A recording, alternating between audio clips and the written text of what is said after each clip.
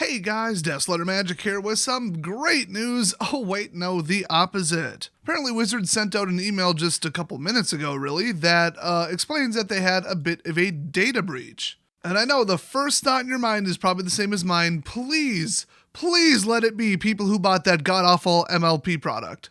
But nope, it's Arena and MTGO users. So in case you didn't get the email or it got marked as spam or suspicious or whatever, it basically reads, Dear Wizards community, we are writing to let you know about a recent security incident at Wizards of the Coast. What happened? On November 14th, 2019, which of course was yesterday, so they're really getting on this. I hate it when companies tell you about a data breach 6 months later when it's too damn late to do anything about it. So on November 14th, we learned that an internal database file from a decommissioned version of the Wizards of the Coast website login had inadvertently been made accessible outside the company. I think I know what they mean by that, but I'll swing back to that. We believe that this was an isolated incident limited to a legacy database and unrelated to our current systems. Based on our current investigation, we have no reason to believe that any malicious use has been made of the data.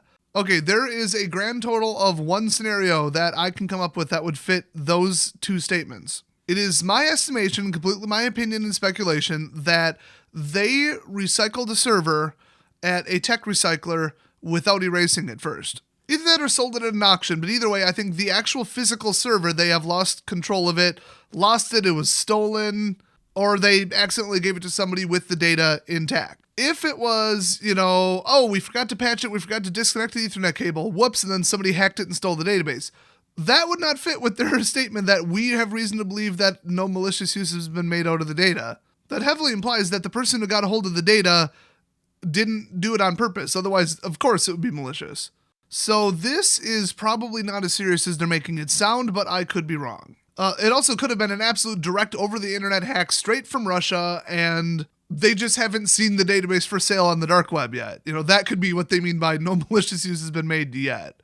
But on the surface, this just looks like an accident that isn't a big deal. So they say, however, in an abundance of caution, we are sending you this notice to let you know what happened, what steps we are taking as a result, and what steps we are encouraging you to take to protect yourself. So what information was involved? The database file included the following types of information: first and last names, email addresses, and passwords stored in hashed and salted format. That means the passwords were not stored in plain text. Good. But were secured cryptographically. No payment or other financial information was included in this database. So it was literally just a login server that did logins. That's it. Well, and account information. So first and last name and email address. Whatever. That's bad, but it's not that bad.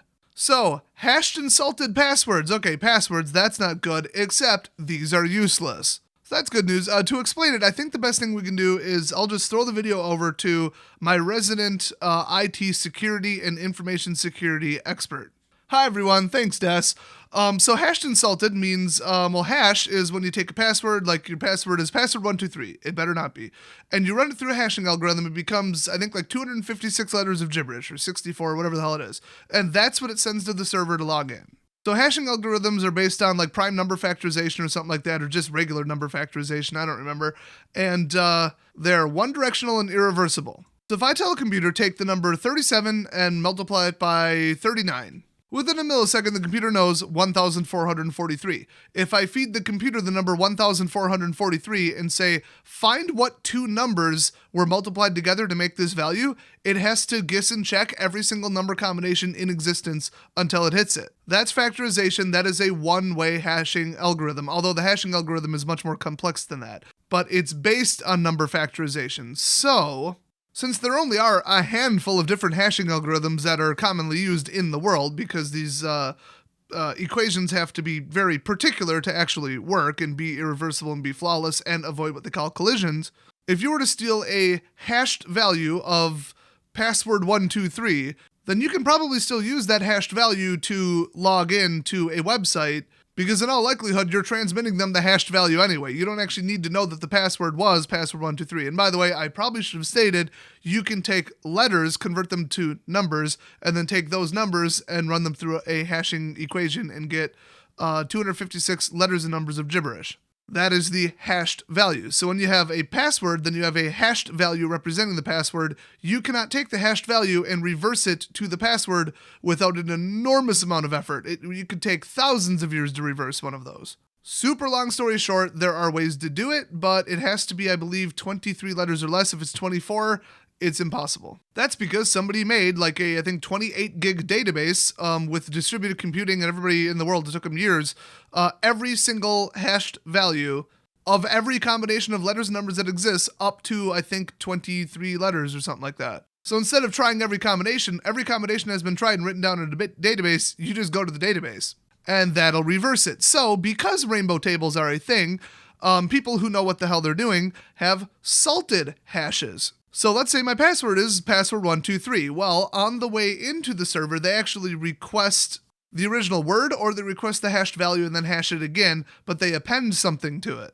They either flip a bit in the value or they add a string of text or just whatever. They make it different with a pre-calculated set. So basically, if every single login for all of MTGO and MTG Arena, everybody's passwords are whatever they are, and then on the way into the server before they get hashed, or like I said, after you get the hashing value and then it just redoes it, they add Mark Rosewater to the end of it. So in their database, as far as their hashing algorithm is concerned, my password is actually password123 Mark Rosewater. Let's just say they wouldn't use something so obvious and guessable. So whenever I type in my password to log into Arena, I type in password123, and then on the way to the server, when it gets there, it gets compared to the value in the database. Before they even hash it, they add that salted ending, that pre-stated value to the end, and then they check it against the hashed value that they have stored. And if it's correct, then you log in. So then everybody's hashes for all of their passwords, no matter how insecure and garbage their password is, are all different than the pre-calculated ones in rainbow tables. So everyone everywhere should salt every password for every login in every service. Unfortunately, they don't. We're lucky if the passwords aren't just simply stored in plain text, which is exactly what it sounds like, a text file. That's it. Unencrypted, not hashed, fully, I'd say reversible, but they're sitting there, so, maybe reversible isn't the right term, but yeah, basically publicly visible. That is a big no-no in the programming world. So this list of hashed salted passwords are completely and utterly useless, assuming that Wizards changed the string of text and numbers that they're using as a salting value and then recalculated them all, which is very, very easy to do. So now it is effectively impossible for anybody to sign in to the account with the hashed values that they just stole. And also, to reiterate, it sounds like they weren't stolen. This wasn't a hack. There's no malicious intent detected. This was more of a mistake on Wizards' part. They just somehow lost control of the database. Maybe they accidentally sent it to someone.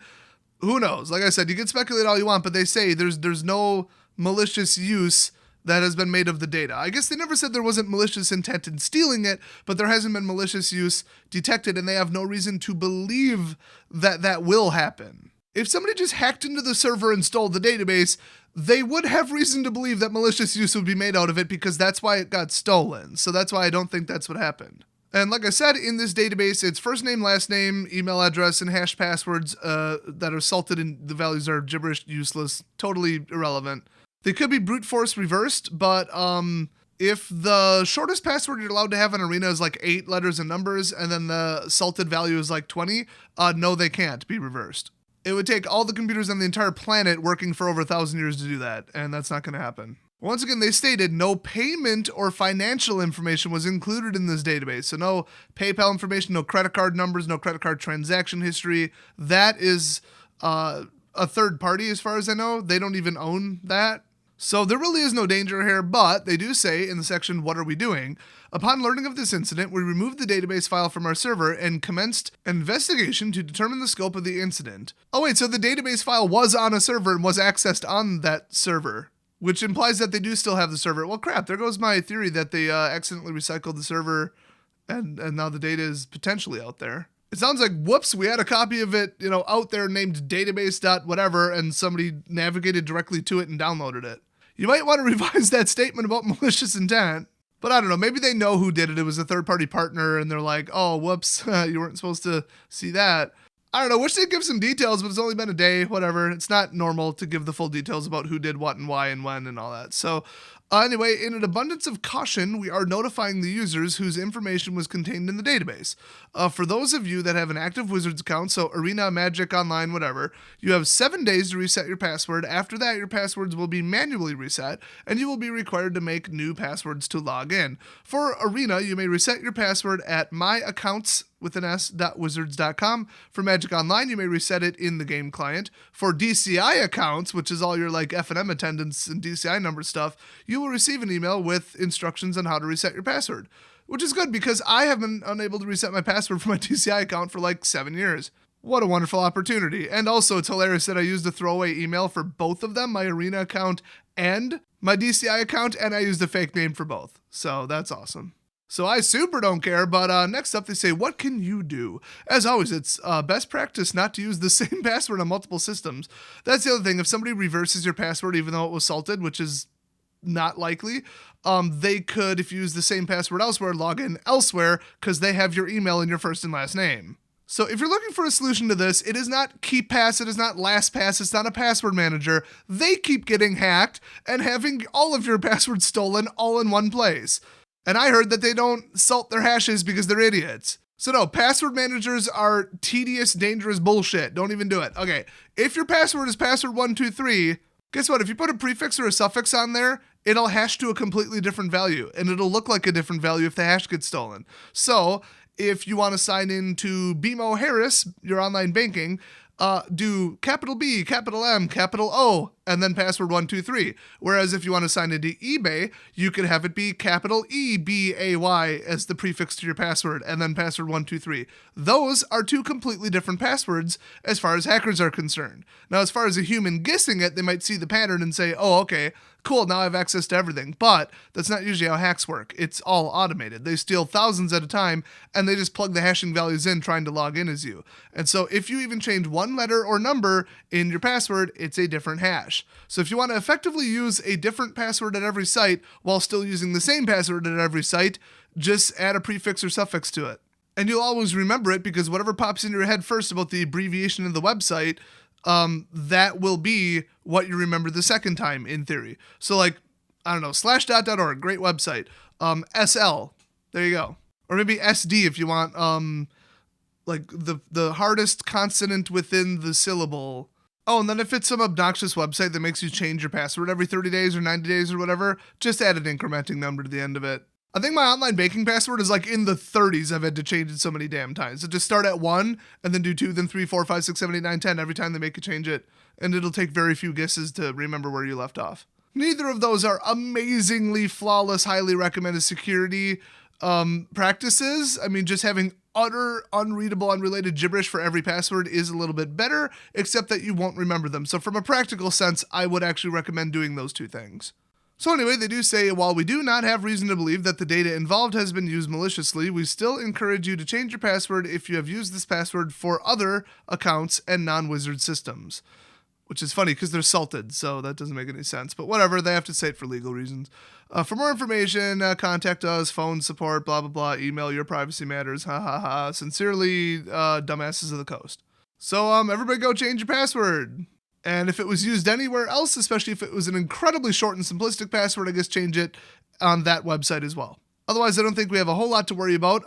The worst thing that can happen now, within reason, is some kind of targeted attack where they put your first and last name in an email, which now they have your email. So they send you an email with your own first and last name in it, which adds to the, convincingness, makes it look like it's legit. And they're like, hey, John Smith, please update this or your banking or do this, do that, go to this website. And you're like, oh, well, they know my name. Of course it's a real email. No, it isn't.